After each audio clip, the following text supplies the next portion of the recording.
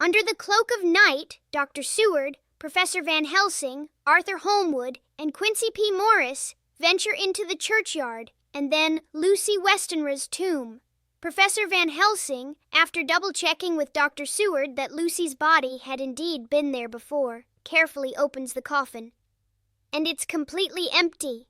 He then reveals a strange truth. He and Dr. Seward had found the coffin empty just 2 nights ago, then full the very next day, and now empty once more because he had removed the protective garlic. He quickly tells the group to wait outside with him. With a determined look, Professor Van Helsing sealed the tomb tight with Sacred Host, making sure no undead could ever get in, and the group quickly hid, holding their breath, waiting in the shadows. Suddenly, a ghostly white figure appeared, carrying a child. It was Lucy Westenra, and she tried to lure Arthur Holmwood with a soft, tempting voice.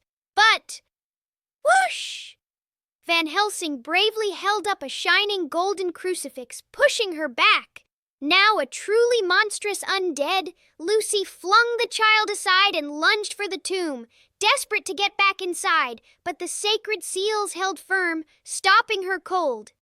Professor Van Helsing asked Arthur Holmwood if he should go ahead with his plan, and a very sad Arthur bravely gave his consent. Then Van Helsing carefully took away some of the special sacred putty, letting the undead Lucy float right back into her tomb. He put the seals back just right, picked up the little abandoned child, and then declared they couldn't do anything more until the very next day. Van Helsing then gently comforted Arthur, promising him that this tough trial was absolutely necessary for Lucy to find her peace.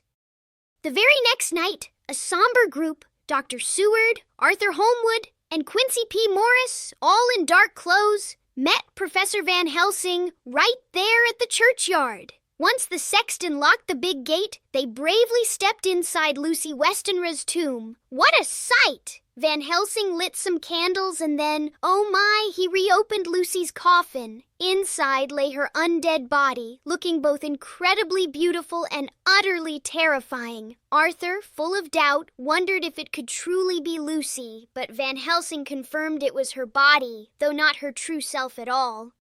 Professor Van Helsing carefully lays out his special tools: a sizzling soldering iron, a flickering oil lamp, sharp operating knives, a pointy wooden stake, and a heavy hammer.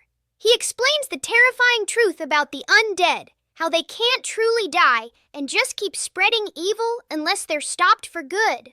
He reveals that only by destroying the monster can Lucy's soul finally be free. Then, he asks who among them has the greatest right to perform this incredibly important act. Even though his hands trembled and his face was so pale, Arthur Holmwood bravely stepped forward to drive the stake. Professor Van Helsing carefully told him just what to do. Place the stake right over Lucy's heart and strike it hard with the hammer, while everyone else prayed. Then, with a sudden burst of new strength, Arthur struck the stake with all his might. The undead Lucy writhed and screamed a terrible, hideous sound, thrashing in agony. But Arthur didn't falter. He drove the stake deeper and deeper until at last she lay completely still. Arthur Holmwood, completely overcome, collapses after the terrible task is finally done.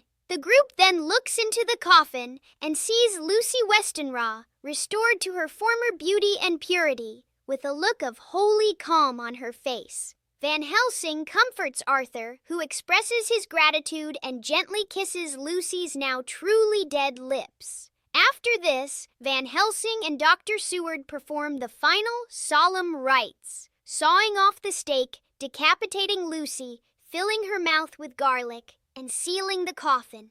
They emerge from the tomb, and Van Helsing gives the key to Arthur.